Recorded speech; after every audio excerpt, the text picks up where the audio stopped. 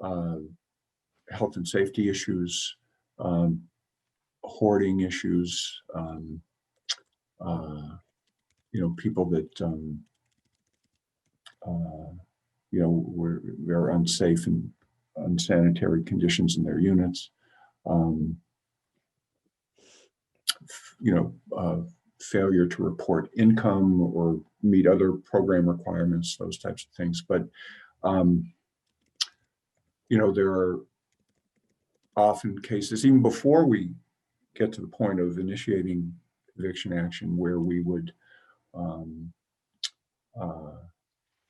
we might reach out to one of the walk and talk officers to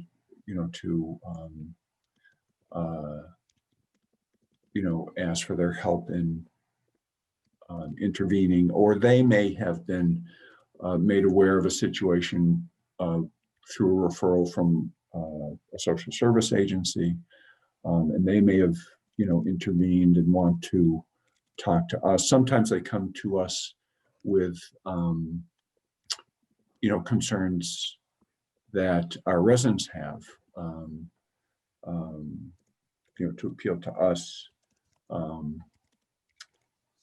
for a reasonable accommodation, if there's a disability involved, or to help them with an issue that the family's struggling with.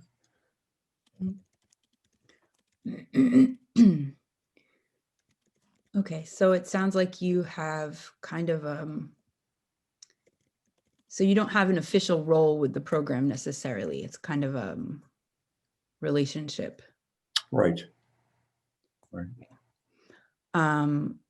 Who is currently in charge of the direction of the program?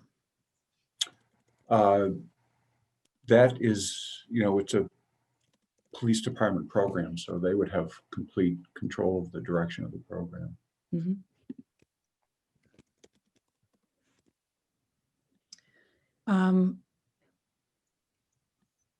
Were you going to speak, Anne?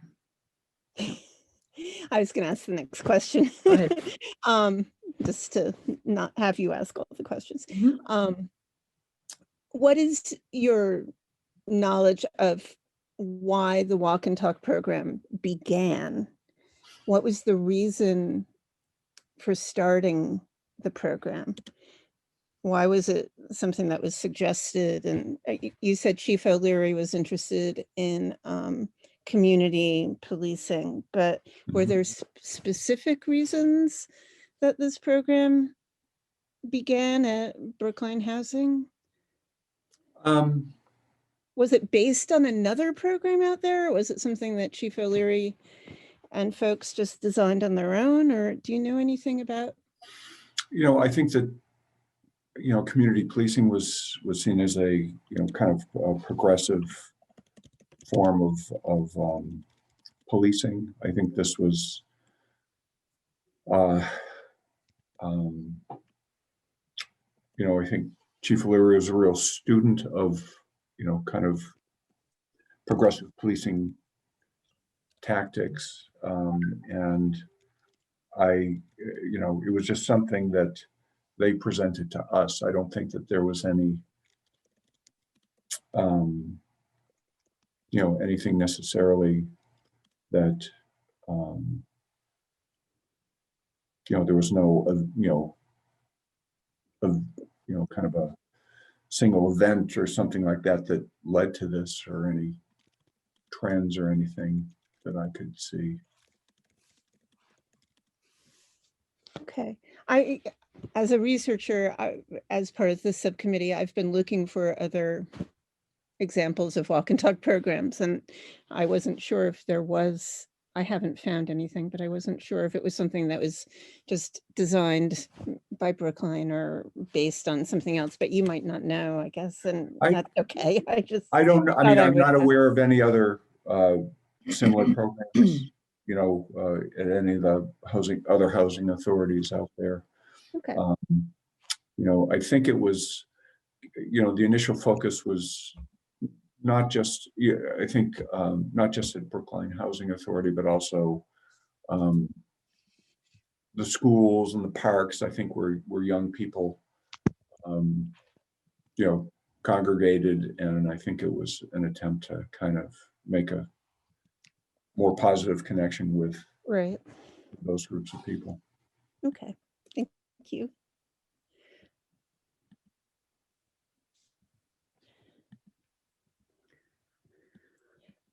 Um, I'm sorry. Go ahead. Go ahead. What is your understanding of the goals of the program? Broadly, specifically, I mean, community policing, I guess, is the broad goal. But in terms of what's happening at the Brookline Housing Authority buildings, what has been your experience that the goals have been of the walk and talk officers in the program at BHA? What are they sort of operating under as I think, you know, just being, you know, there's a, one of the things that, you know, Chief Leary and Jimmy Reardon, one of the original walk and talk officers, you know, years ago,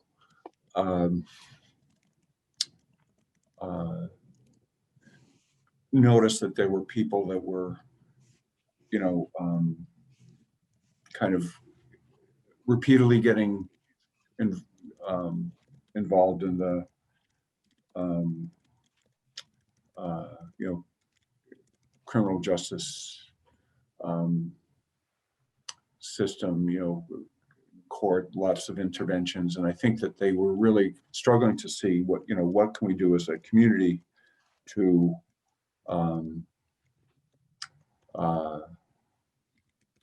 kind of divert people from, especially youth, from getting arrested and kind of tracked into the you know, criminal justice system, which can lead to, you know, really bad results, you know, in their lives. And so I think it, you know, it's my sense that, you know, to get a, you know, 3 police officers that are dedicated to our residents, and are, you know, kind of part of the social service fabric in the community, with a goal of, you know, trying to prevent people from, you know, going in this direction. And you know, I saw a lot of, you know, the walk and talk officers have always been involved in youth mentoring programs, you know, leadership programs, you know, sports,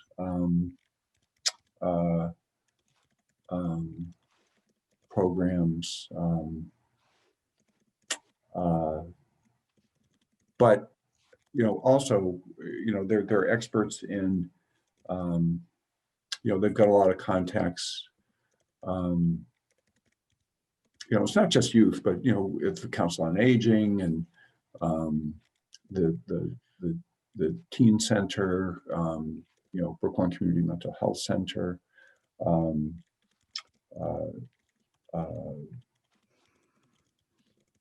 you know, just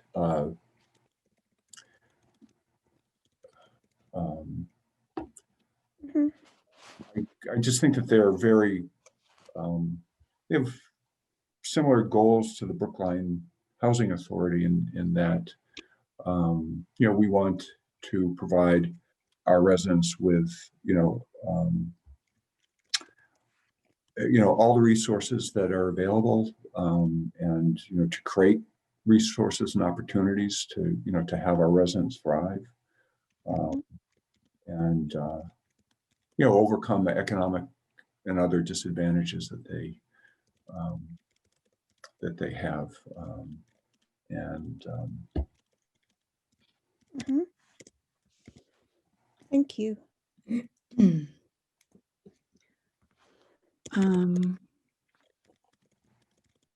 So I'm gonna skip down in our questions just because it's thematically makes more sense.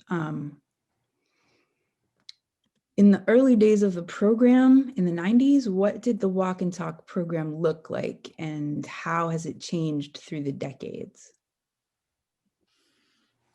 I think in the early 90s, you know, we had, there were two officers,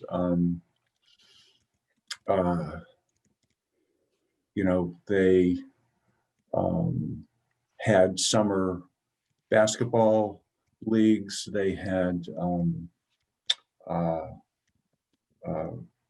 of them did, you know, weight training with, you know, a number of our youth, you know, at our family developments.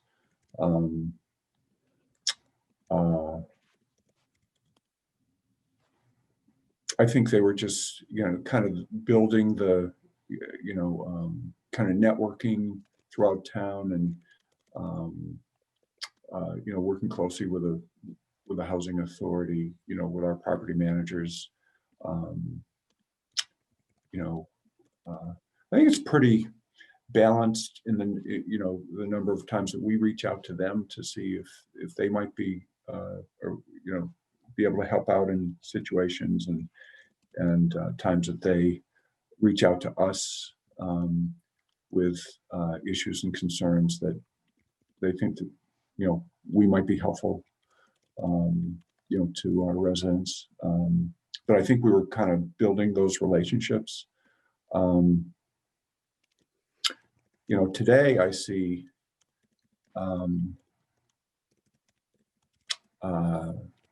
you know, a group of, you know, more diverse, you know, more women and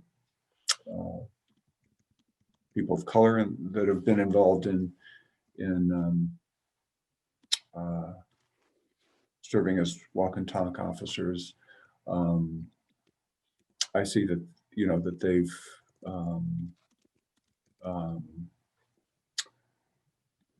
have better training, you know, along with, I think, most of the police officers in, you know, community intervention and mediation, those types of things.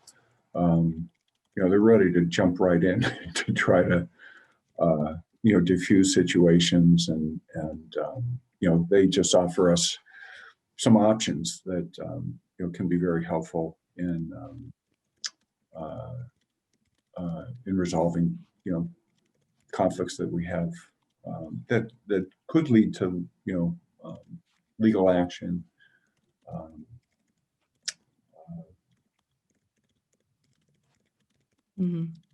You know, more, you know, I think more formal kind of mentoring relationships that they have with our youth. I think stronger connections in our senior buildings too, you know, with seniors and younger disabled residents, where we sometimes have conflicts there as well. So I think that they're a really strong resource in our senior buildings as well. What kind of programming happens there? Senior buildings? Well, I'm not sure about, I don't think there's as much formal programming, although they're always willing to help us, you know, with connections to, you know, anti-scamming and kind of emergency preparedness.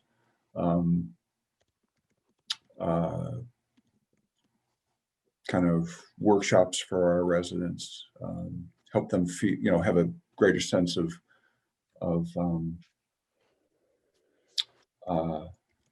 you know, empowerment, less feeling of vulnerability.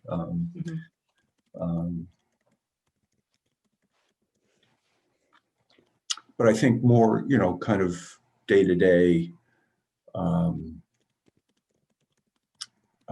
helping to deal with people that are, struggling with issues of isolation and mental health issues and anxiety issues and Mhm. those types of things. Do you receive complaints if someone were to complain about the walk and talk program or an officer or the presence of them in their space? Would you hear of that, or do they come to you? Have you? I expect that I would hear if there were issues. I'm not sure. I can't recall tenants with complaints about walk and talk officers. In the 30 years of its existence? Uh,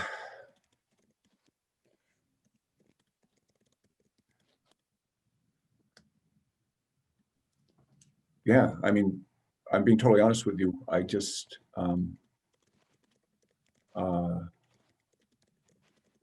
there have been complaints about police intervention, over the years, not often, but, occasionally, but I don't recall, complaints about any of the walk and talk officers.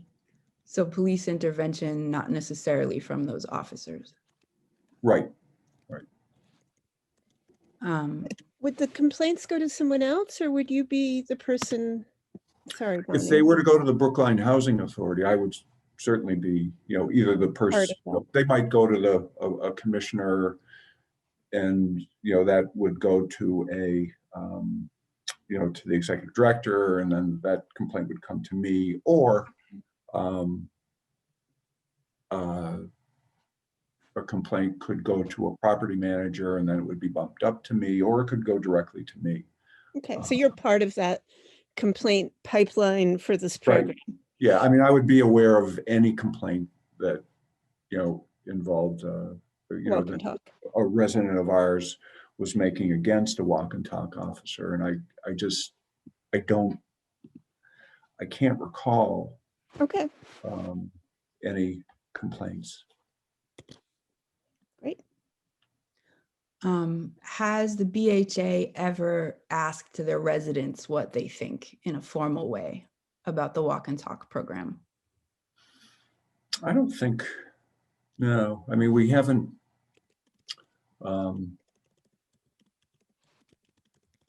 when we've done kind of needs surveys, I don't think that's been the focus, or I don't think we've asked those questions. Okay.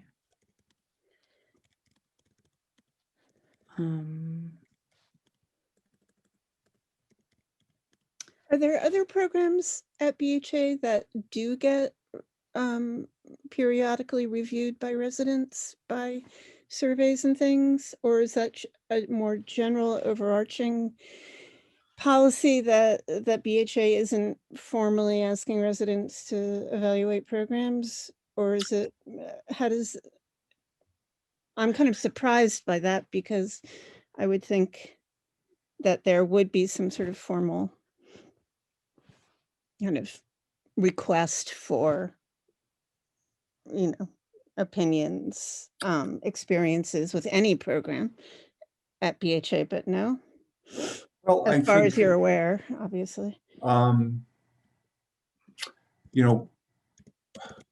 lot of our, the programs that we have in our developments, like I think our two biggest social service partner programs are with Springwell on the senior side for on-site services. And they actually, they do surveying of, of their, of our seniors, regarding their needs and satisfaction with their programming.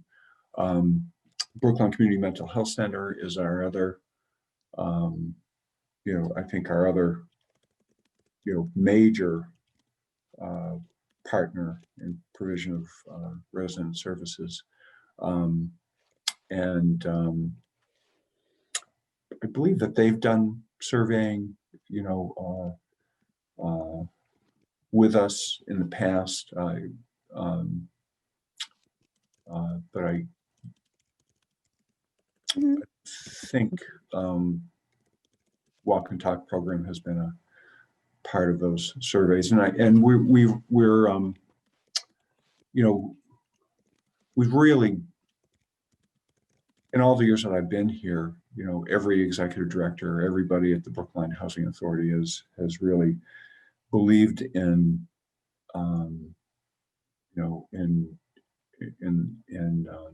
resident services as a, as critical as, brick and mortar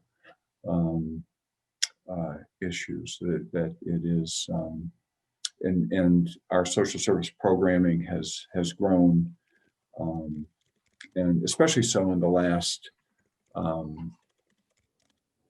10 years or so. I've seen the the commitment from the town of Brookline, from the Brookline Community Foundation, Mhm.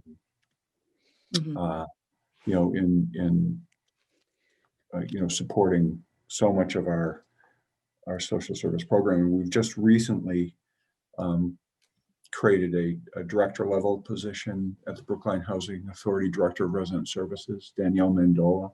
Mhm. Mhm. And so we now have somebody for the first time, with, the professional credentials, to understand, to help us coordinate all of our social service programming, to expand it as much as possible, to seek out grants Mhm. whenever possible. Right. I know that she's, along with our new executive director, is interested in, in doing more kind of surveying of needs and satisfaction, and kind of quantifying results, those Right. of our programming. So does it make sense to say that the programs that you've had, social service programs, which we would include Walk and Talk in, that have happened at BHA, have normally only been assessed by the entities that are providing those programs to BHA, instead of BHA itself doing the surveys of those programs? I think to this point, that's, primarily been the case. Okay, thank you. And the needs surveys, are you, as you're asking, I'm imagining more about specific, as you say, brick and mortar kinds of BHA services and stuff, as opposed to the programs that are being offered. Does that, before we move on, we don't have much more time, but I just to get a sense. Yeah, actually, that's probably correct. We're going through a major redevelopment process for all of our federal developments, and we're, as part of that, we're actually just completely rebuilding our developments. And, we're doing a lot of pretty intense surveying of kind of the physical needs of Right. our residents. And but I think we're also, I think we are, it's a time in our kind of social service development that, we are more interested in, in making sure that, we're meeting the needs of our residents with respect to social services. And I think that's, my expectation is that we're kind of headed in that direction to do, Great. either get very involved with our provider agencies and, to help them kind of survey things that, that we feel are important, or perhaps doing surveys ourselves. Right. So something that's striking me is that, in the beginning, the conception of this program, if the idea is social services, police officers are not those. Police officers are law enforcement, not social services, correct? Mhm. So so in the 90s, considering the context of what was happening in the 90s, I'm wondering about, when the police officers come to you and say, we want to put dedicated officers on your properties to make ourselves more present, visibly present to your residents.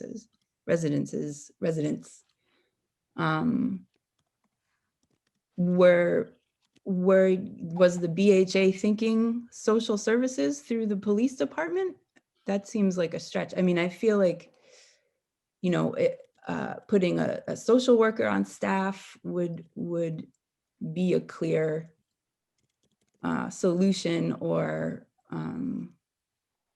a youth director or something. Mhm. But police officers were put in there. Right. That's a good question, and a good observation. And I think that's, there's probably some truth to that. Again, I can't speak for the, um, uh,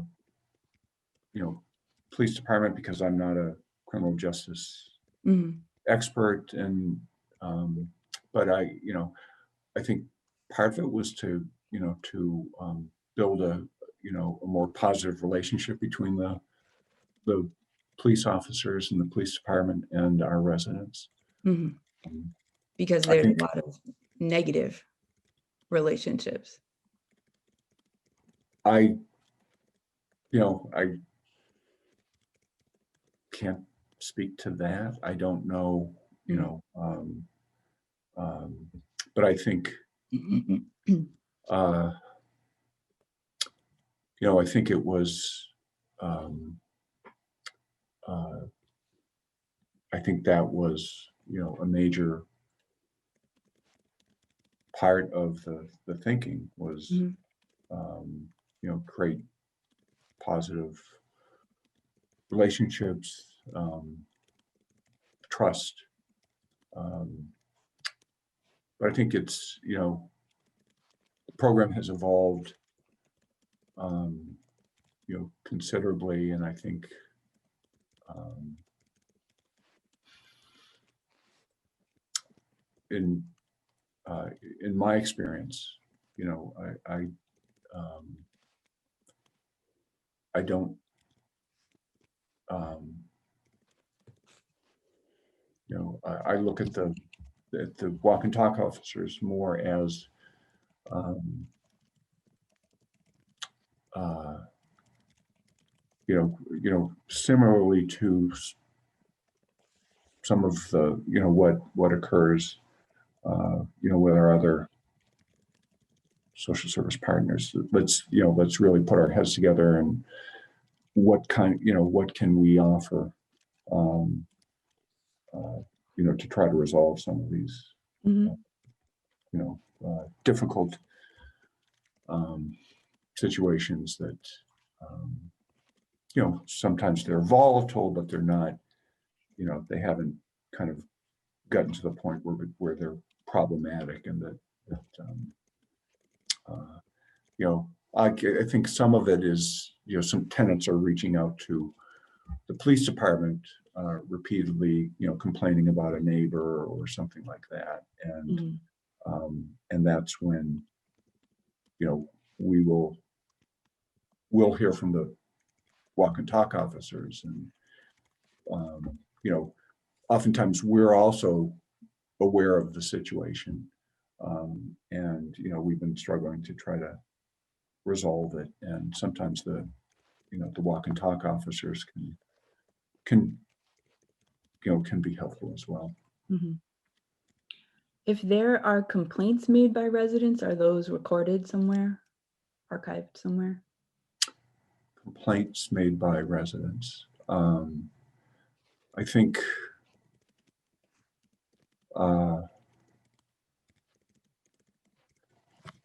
there would be, you know, in tenant files, I think, if there were complaints, you know, we keep tenant files for 7 years or so. You know, we're obliged to keep them when a tenancy ends, I think for 7 years after it. Okay. Now, I know we only have a few more minutes. There's a couple other questions. Sure. Was there ever a contract or an MOU between the BHA and the Brookline? Not that I'm aware of. Okay. And do you recall how the payment of $15,000 was agreed upon? And I know that in the early days of the program, I believe that some of the compensation was derived by like the overtime, you know, the budgeted overtime, and that there was towards the end of the police department's fiscal years, there were some times where they were running out of this money and they had to kind of pull officers back into the regular duties because of that. And we would, you know, we would get, it would be noticed by our residents, from many of our residents, and they would say, what's going on with the walk and talk program? They were concerned that, you know, that they weren't seeing the officers around. And I think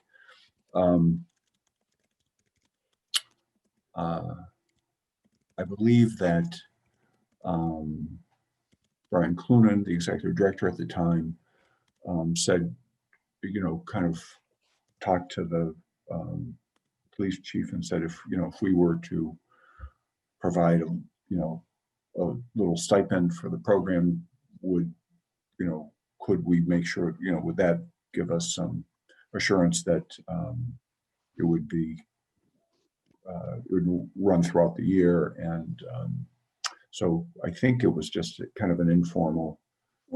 I'm sorry, what was his name? Brian Clunan, is that what you said? Yeah. And he was the executive director of BHA? Yes. Yeah. Thanks, sorry. I think Brian, you know, retired about 10 years ago. And So Mr. Clunan was the person who, in your memory, reached out to the BPD and said, we're noticing that right at the end of the fiscal year, you guys are running into problems keeping officers in the walk and talk program, and if we offer you some BHA money, can you keep them on? And you think, okay, yeah, thank you.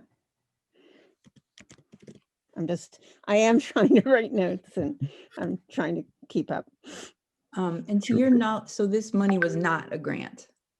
No. In the beginning. Has it ever been a grant? No. No. So this is money that comes out of the operating budget of the BHA? Yes. Yes. Great. Good question. Good morning. I apologize for being late. This is more a personal question, Mr. Baronas. Did I say your name correctly? Yes. So you've been a part of Walk and Talk since its inception, right? So the beginning. And in your opinion, over the course of the last 30 years, do you feel like it's necessary to have this program within BHA? Why? you know, I think it's a very helpful program for our residents. And, you know, it's another, you know, resource that the Housing Authority has in, you know, trying to resolve, you know, some really sometimes entrenched, you know, conflicts between residents uh, um, and, you know, and also some issues that where residents are struggling with their tendencies. It's just an, you know, I think it's a really positive um, uh, resource for our, you know, for our residents. So other people, right? So people who live in condos or other larger apartments in Brookline, Mhm. they don't have police there as a resource. So why do you think that public housing, people who live in public housing needs an extra resource? I mean, most of the people who live in public housing, they're probably working class people. They just happen to be, I won't say working class because they're lower income, but they have quote real jobs and live in the community like everyone else, like Bonnie, like Ann. Why is it that?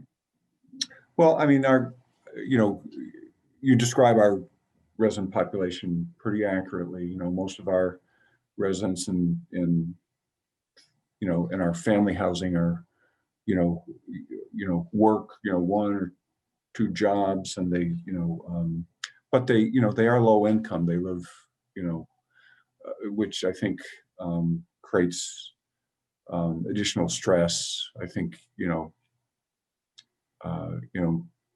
many of their kids aren't in, you know, adequate. They struggle with, you know, child care issues and other issues. I think, um, uh, you know, we have there's a, you know, um, you know, I just think that there are barriers and hurdles and um, you know, issues that many of our residents, you know, I think to a greater degree, you know, exacerbated by, you know, financial um, issues. Uh, Like, just not to cut you off, just when I think about that. So people who rent in Brookline, because Brookline is so expensive, right? And some of these people who rent in Brookline, who choose to live in Brookline, maybe because they want to put their kids in really good schools. Some of those people may struggle with housing, daycare and living paycheck to paycheck, but they also doesn't have a dedicated group of officers policing them. So, and don't take me personal, I'm just trying to get your thoughts because you were there from the beginning. Why is it that poor people, need police and not other social services, right? And when when I think about finances, right? So I'm going to go back a little bit on the money part. Um, Brookline Housing Authorities gives walk and talk program $15,000 to police people in housing, right? But they don't have enough money in the budget to do like maintenance stuff. So how is that like productive for residents? I know that was a two-part question. I'm sorry. well, I mean, we spend hundreds of thousands of dollars on social services, you know, out of our operating budget, you know, for, you know, Springwell services, for Brookline Center for Community Mental Health Services, um, and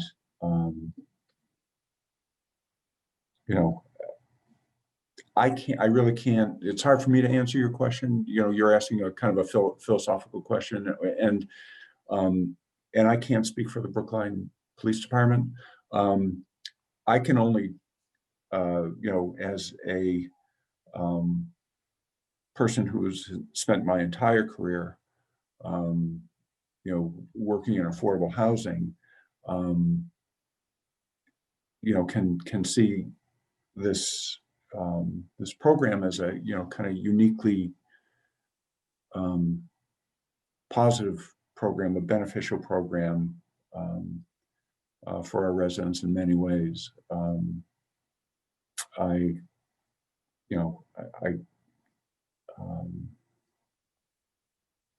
it's been my job just, my whole career to try to get as many beneficial services to help our residents thrive, and I think it's, that's always been the philosophy of the Brookline Housing Authority. And, I can't, I think I'm,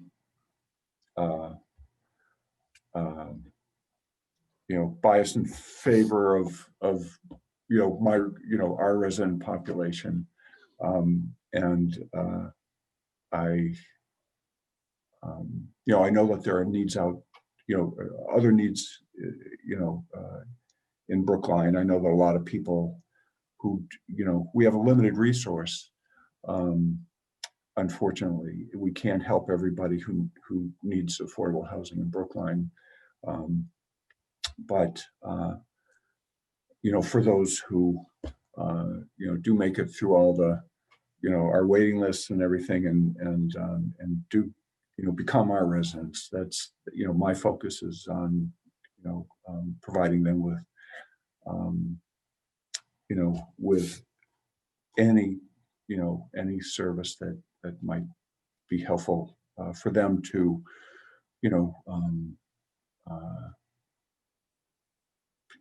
thrive and prosper, and perhaps move out and buy a place of their own someday, or or have enough money to to rent in the private market. And many many of our residents do. And I think it takes kind of a lot of people coming from different directions, kind of working together to help each other. Another quick question. So I'm not sure if you guys have board meetings. I'm sure you have board meetings, right? And you talk about and you discuss different programs, and you just hired Miss Mendola, I think you said. Promoted her, actually. She's been with the Housing Authority for several years. Promoted her to this position. What's the position again? I'm sorry. It's the Director of Resident Services. Okay. And so I just wonder, when you're sitting around thinking about oh, we need this Director of Resident Services, because residents need certain things. Do you talk about this program and how useful it really is, and maybe talking to residents about how useful they think it really is? And if you heard, say 25, I know I can't even imagine how many people you have in BHA, but if 25 people came to you and said, walk and talk makes me feel policed, it makes me feel uncomfortable, how would that make you? Would that make you rethink the program, or because it's been here for 30 years, it's kind of like it should be here? I mean, of course, we value, I mean, we wouldn't be an effective housing authority if we didn't value the opinions of our residents. So, certainly will be interested in seeing, results of the survey that's being conducted. So, quick question for you. This is maybe a favor, and you may or may not want to be able to do this, but I'm wondering if it's possible to send out a survey to all of BHA to find out if they really, really are benefiting from this program and how they feel about it. A lot of people don't know about this program. They don't know, they don't know what we're, how do I want to frame this? It would be, if you're really concerned, please don't take me personal. I'm just who I am. I have to talk how I talk. if you're really concerned about BHA's residents and moving forward and progressing in a way that's helpful for residents, I would ask that you allow Ms. Mendola to send out a survey to be able to reach out to us to talk about the Walk and Talk program, and see if they really, really feel like it's, if they feel safe, if it's a benefit for housing, people who live in housing.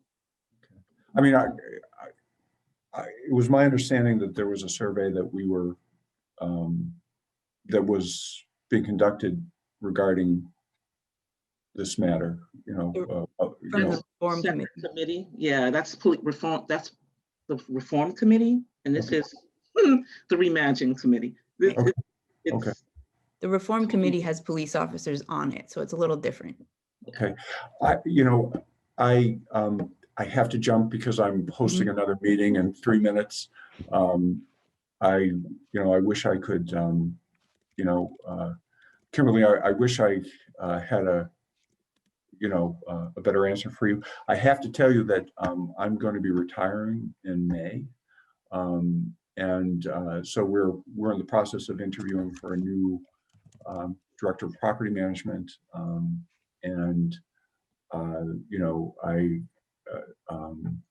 But I think, I know that our Board of Commissioners and our executive director are really interested in, in this matter. And I know that they're,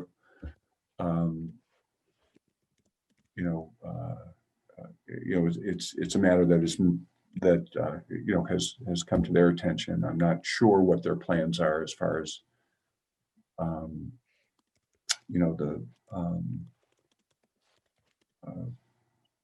you have to go, so really, really quickly. We'll probably send you an email to follow up about that request I just made. And secondly, I hope that position is, you guys look at someone of color to put in that position. It'd be great. I think Brookline Housing Authority needs that as well. Me. Okay. Thank you for your time, Mr. Thank you so Baronas. much for your time. Okay. Thanks, everybody. Thank Nice to you talk to you. Mhm. for coming. Thank you. Okay. Take care. Bye.